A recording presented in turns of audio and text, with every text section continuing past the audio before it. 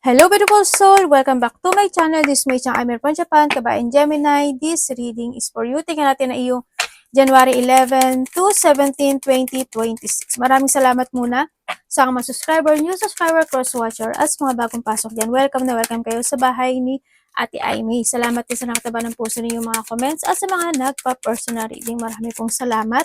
Kung gusto niyo na energy niyo lang talaga, ang gusto niyo makuha natin, all the details is in description below. Pakicheck na lang. General reading tayo, Gemini.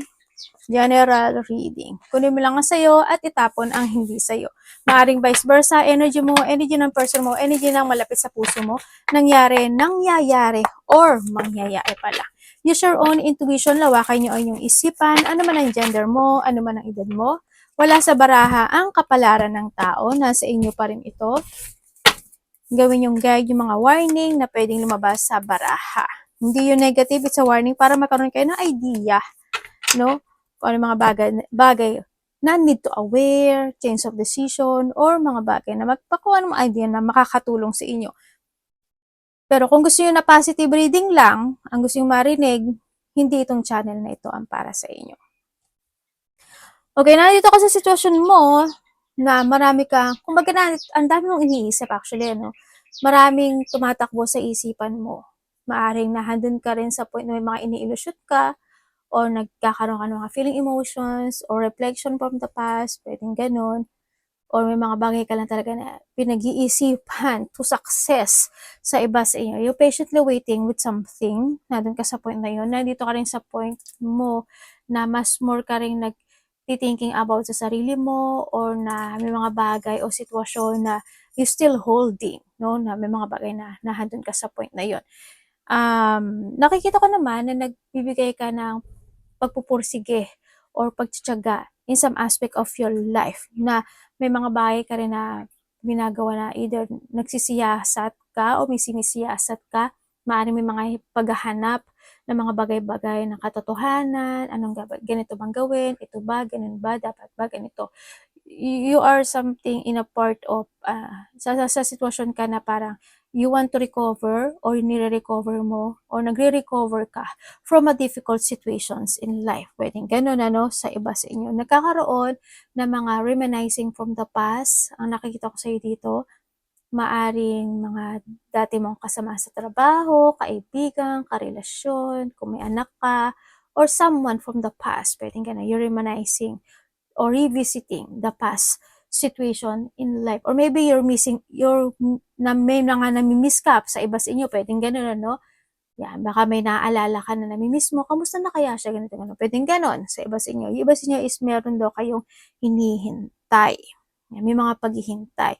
Kung kulang kayo sa tulog, tatandaan nyo, bumawi kayo ng tulog. I don't know why, pero baka nagigising kayo sa gabi, maybe you are a night shift, or may mga pinagpupuyatan kayo, pero bumawi kayo sa buhay.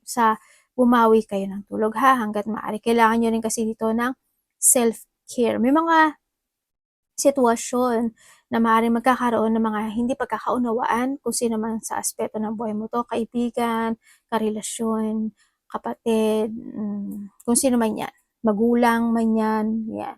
Kakaroon ng mga disagreement, may tao na mataas ang ego, yan, meron ako nakita, maaari sa iba is may mga pwede rin kasama sa trabaho, no? Siguro may mga taong ayaw sa'yo talaga, o hindi mo rin gusto talaga, o hindi talaga sila agree sa'yo, pwede ganun, vice versa.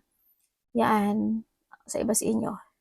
You're patiently waiting with something, hindi ko alam why, pero nandun yung point na yon, no? Maaaring may naghihintay kayo ng isang resulta, reward, or there's a hard work situation ka na ginagawa this time na gusto mo mag-success ito. Basta ano lang, keep fighting sa nakikita ko dito sa iyo, no? Makikita mo rin ang liwanag. Yan. May iba dito mahilig magmuni-muni. Ganyan nakikita ko dito sa iba sa inyo. Mag-ingat kayo. Hindi ko alam kung ikaw or someone into your life, may nakikita kasi ako na, iba dito may kinahiligan kayong pagkain, ano?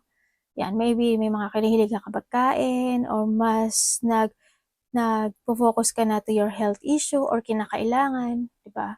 or pwede rin na iba sa inyo is mahilig talaga kayong magluto, ganyan. Mahilig ka mag-cooking, magluto, or you try your best to cook, no? Pwedeng gano'n. May nakikita rin ako na ano, na parang may mga happy gathering. Hindi siya gano'n kalaki pero parang nagkakaroon ng mga collaboration or may mga joy situation, may mga creativity. Ako nakikita nagkakaroon ng suportahan, no? Supporting each other, parang gano'n ako nakikita.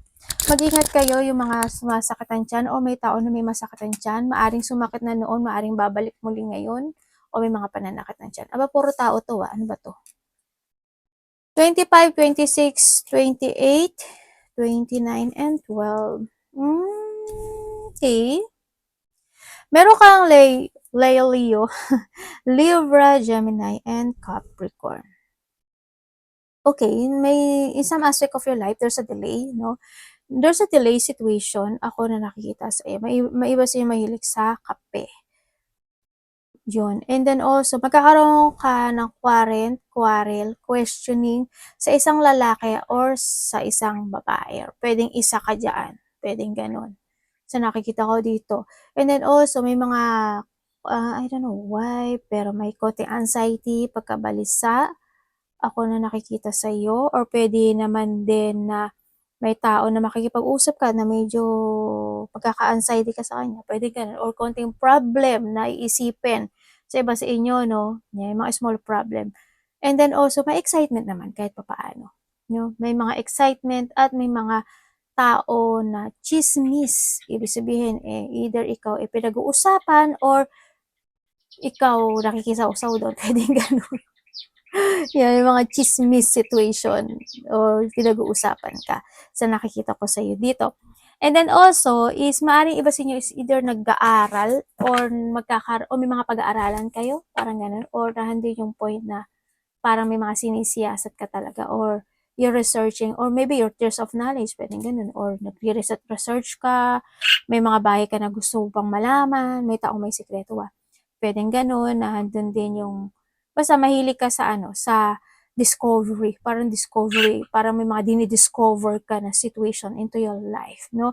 And then also, sa nakita ko rin sa iba sa inyo is magkakaroon na kayo ng mga commitment or may mga commitment in life na madidelay pa for a while or nahandun yung you want to structure into your life na medyo madidelay siya, no? Pwedeng ganun.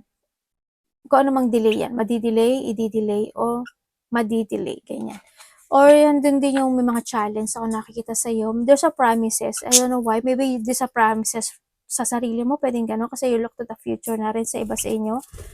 Or something promises. Magkakaroon ng dealing, partnership, or mga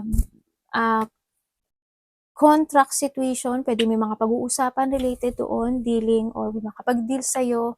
Ganyan. Yun ang nakikita ko sa iba. Iba dito, partnership to. Pwede rin sa iba sa inyo, may mga kadiling ka or ka-partnership or kausap na hindi nagiging totoo sa iyo. Siyempre, behind your back, kung ano-ano yung nasasabi nila sa iyo. Pwedeng ganun. Or maybe this is you. No? Tayo natin na iyong energy. May kasiyahan, May kasiyahan ka raw.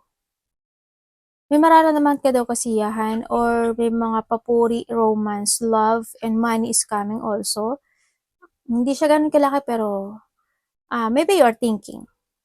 Kumbaga, siguro nandun ka na sa point na mas nagtitipid ka na this time, pwedeng ganun sa iba. Diba? Or nandun talaga yung look to the future, kaya medyo nililimitahan mo na yung sarili mo sa paggastos o paglabas-labas ng pera, pwedeng ganun. Yun. Ako nakikita dito. Tingnan natin yung energy ni Gemini. Gemini energy, please show me. Oy, family,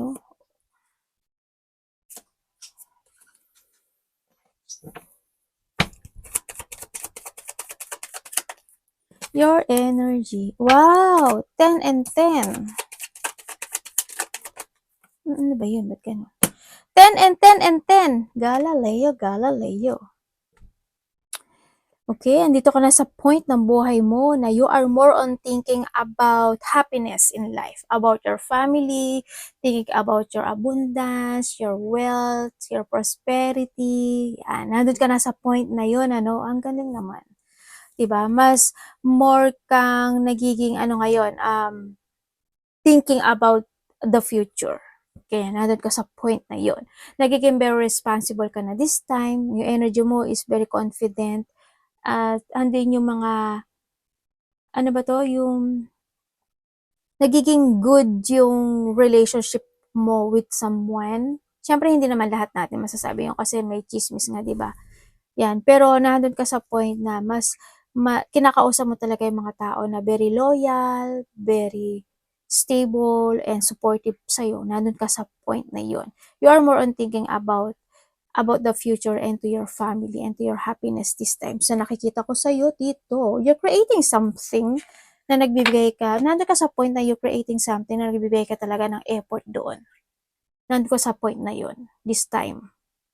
Kung ano mang creativity yan, kung ano mang passion yan, kung ano man yung idea na yan, kung ano man yung pinagkakaabalahan mo this time. Nandun ka sa point na yun. Kaya yung energy mo this time is very good, no? Good siya.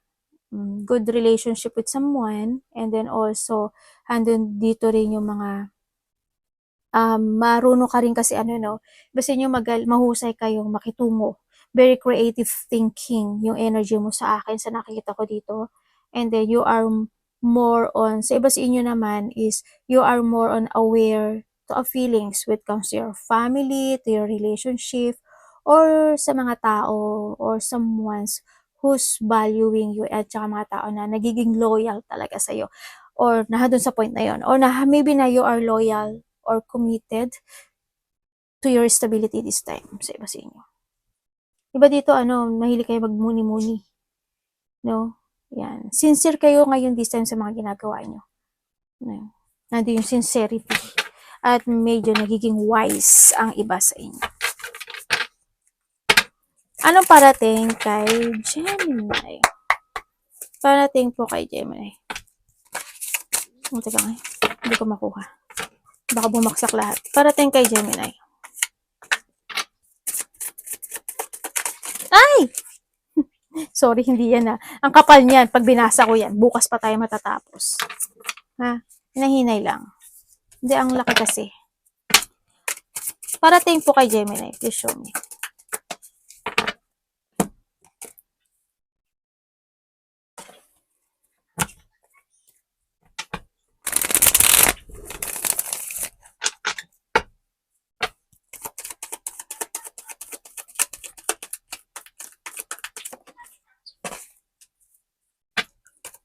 Parating sa'yo. Okay, parating sa'yo. Parating sa'yo, bakit ganito yung energy mo? Nandito ka sa sitwasyon mo, ano ka, nagigising ka na ano, gising ka pa rin o nagigising ka na mga 12, 1 o'clock? Pwede ganun? No. O late ka na natutulog talaga. 6 or pagising-gising ka. Ano ka ba? Huwag ka masyadong mag-ano sa ano mo ha. Ayan. Parating sa'yo is, nandito ka sa situation mo na may mga, I don't know why, pero you're worrying something. Pwede rin na namamanipulate ka ng situation mo na meron ka this time. Hindi ko alam anong ginagawa mo, pero siguro nandun ka sa point na namamanipulate ka nun. Kung ano man yung ginagawa mo this time. Pwedeng ano, pwedeng papupuyat. Pwedeng nagkatrabaho ka sa gabi. Pwedeng ganun. Diba?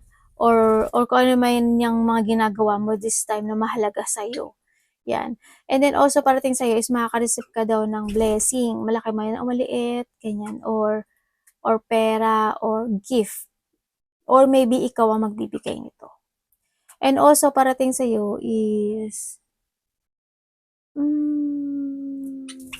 hindi ko lang alam why, pero there's a limitation or nagkakaroon ka ng limitation in life. Siguro may mga bagay ka na gusto mong umpisahan, gusto mong gawin, gusto mong aksyonan, o gusto mong desisyonan pero hindi mo magawa.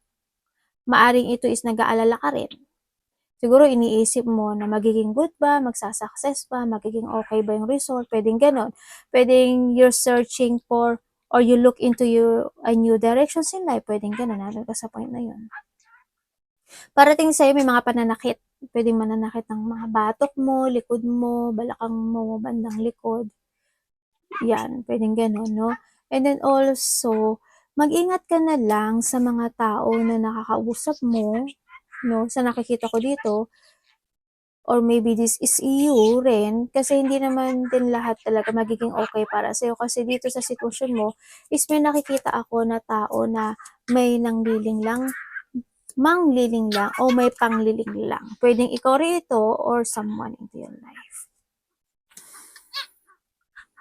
Huwag ka masyadong magmadali, ano? Ito.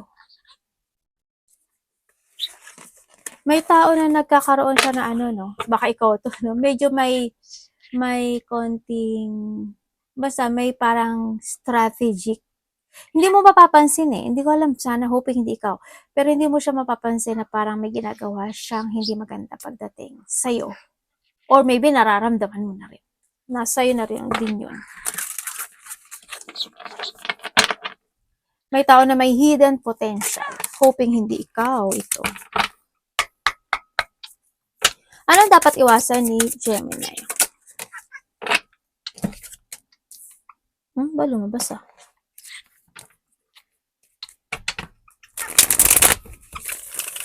Dapat iwasan?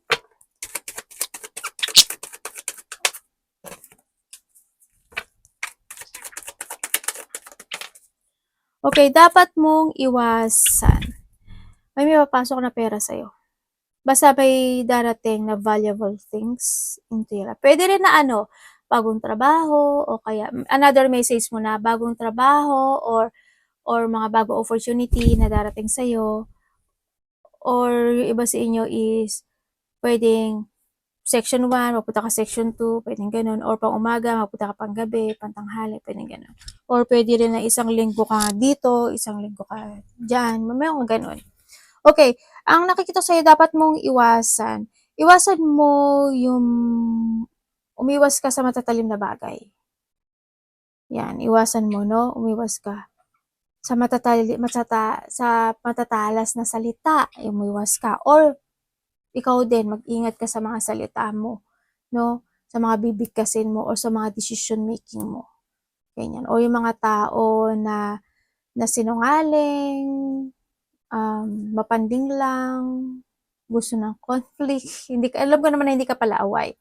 O yung mga tao na nagkakaroon sila ng trickery when it comes sa'yo, ganyan, umiwas ka. Or ikaw ito, iwasan mo na hindi mo alagaan yung sarili mo.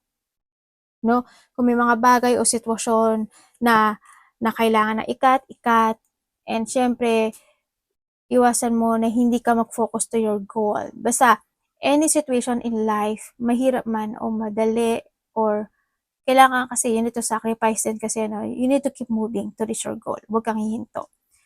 Yan. Ang nakikita ko sa'yo dito, kasi magsasucess ka. In the half of the year, magiging maganda yung takbo ng buhay mo. Or sa iba sa inyo is may mga magtatapos. Iba dito, this is July, after a month, October, or 10 months man yan, 10 days man yan. Ganyan. May travel, malayo man o malayo. Iwasan mo rin, syempre iwasan mo yung hindi ka makapag-save ng money. Ganyan. Yung is, hindi ka maging open. No? Yan, magkaroon ka ng doubt sa sarili mo, hindi ka makapag-focus, hindi ka malack of clarity or malack of idea ka. Iwasan mo rin na magkaroon ka ng mga misinformation kung kailangan pag-aralan, siyasatin, alamin, need ng clarity, gawin mo, no? Hanggat maaari. Yun ang nakikita ko. Ingat ka rin sa mapaligid mo kasi may mga taong nagmamacheck sa'yo. Or maybe this is you. Love, kapatid, anak, magulang, karelasyon, kaibigan. Tsaka kung may idea ka raw dito, kung may idea ka, gawin mo daw. Kasi there's a victory and success happening to your life. Magsasuccess ka. Any project, creation, ginagawa, YouTube channel, TikTok, Reels, Facebook, kung ano man yan, na idea na ginagawa mo, you need to pursue, no? Kasi magsasuccess siya. Hindi man siya mag-success this year, by the next year, you will be success. Or, in a half of the year, magkakaroon ng, parang dadami siya, para magiging maganda yung flow. Ano, anak, baba ka muna. Baba. Love. Gemini in love. Kapatid, anak, magulang, karelasyon, kaibigan, family.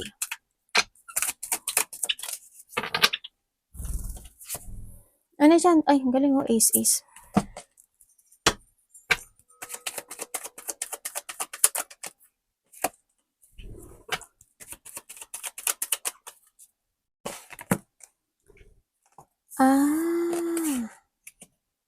Okay, sa mga single dyan,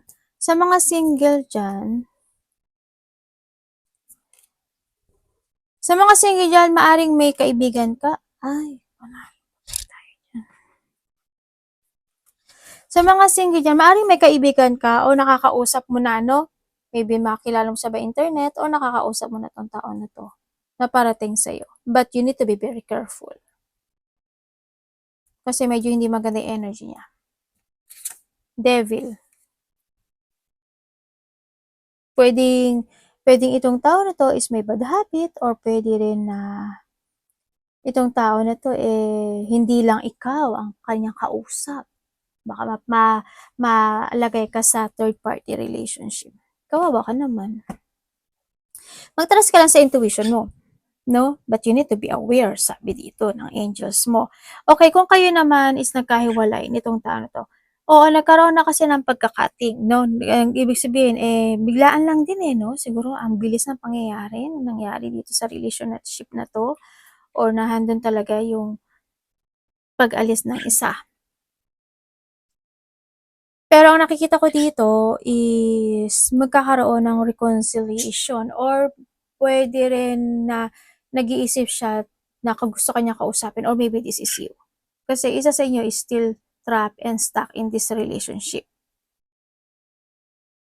Yun ang nakikita ko dito Kahit na nagkakaroon na nag-i-enjoy siya sa buhay niya or na hindi nagiging masaya siya sa buhay niya, ang isa sa inyo is still stuck. Nahadun pa rin sa pag-i-spy or tinitingnan niya pa rin yung mga pictures nyo, nagtatanong-tanong pa rin when it comes to same friend or kakilala man yan, o kung sino may kakilala nyo na pareho kayo, o kaya naman is tinitingnan niya yung iyong social media, or maybe this is you.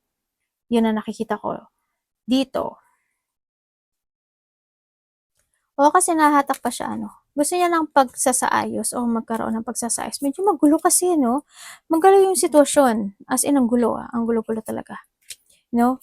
Nandun pa rin na maaaring itong tao na ito sa papanaginipan kanya or tahimik lang siya pero ang nakita ko sa kanya na nasa puso kanya. Nasa puso kanya. Kumbaga, kinikim-kim niya yung nararamdaman niya this time.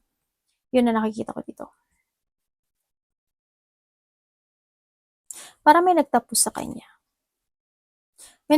Parang may nagtapos sa kanya kasi nakita ko dito parang either nagtapos ito or nag-away, may pag-aaway o hindi pagkakasundo sa party niya. Yun ang nakikita ko dito Okay, kung kayo naman is in relationship, nandun naman yung pag-uusap, kahit na minsan nagkakaroon ng sadness or nagkakaroon ng away man yan or conflict, nagkakaroon naman kayo ng resetting. No?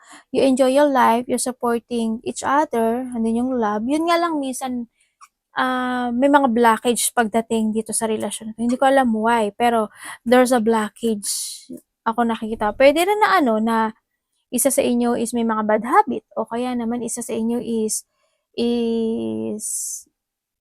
medyo sensitive, 'di ba? Isa sa inyo is medyo may toxic, pwedeng ganon sa iba sa inyo. Yun ang nakikita ko dito. Pero kahit paano naman nagkakaroon ng pagsasaayos. Pero siyempre, hoping hindi kayo mag-end. Yun ang nakita ko. Kung may third party, alam mo na yun. Kung saan ka lulugar. Or kung saan mo ilulugar ang sarili mo. Kausapin mo, di ba? Nasa sa'yo yun. Money ni Gemini. Kamusta po ang money ni Gemini? Wow, the Ten of Pentacles.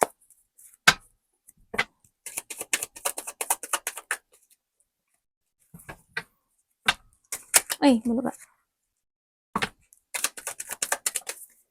Okay, when it comes sa the 10 and 10, ang dami mo namang 10. Okay, when it comes sa yung money.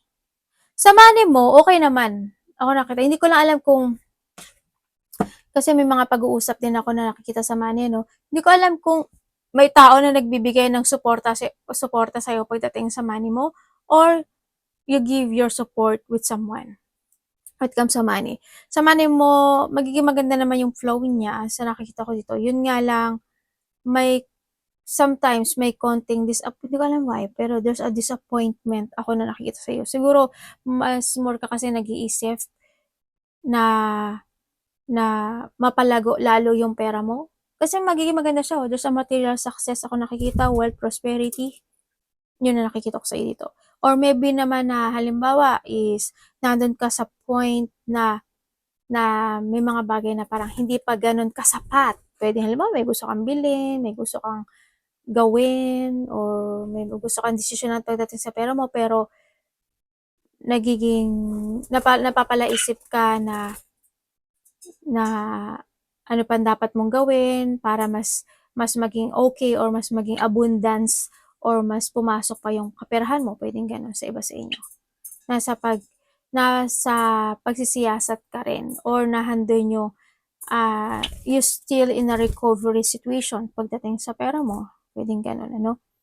May konting sad and disappointment lang pagdating pwedeng sa trabaho mo or kaya sa kakulangan ng iba. Pero maganda kasi 10 of Pentacles, 10 and 10. Ibig sabihin, hindi man siya ngayon mangyari. Before ending of the year, mangyayari to.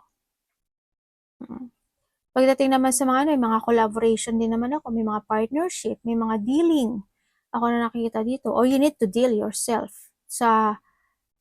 para mas more lumago yung kaperahan mo, di ba?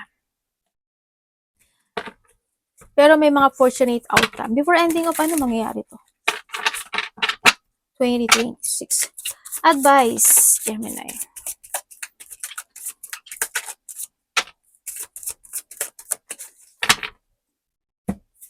May mga susubukan ka raw dito pagdating sa pera.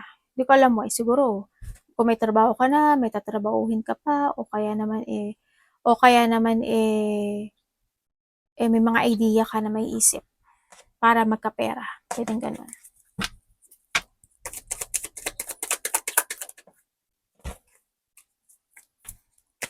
Your advice.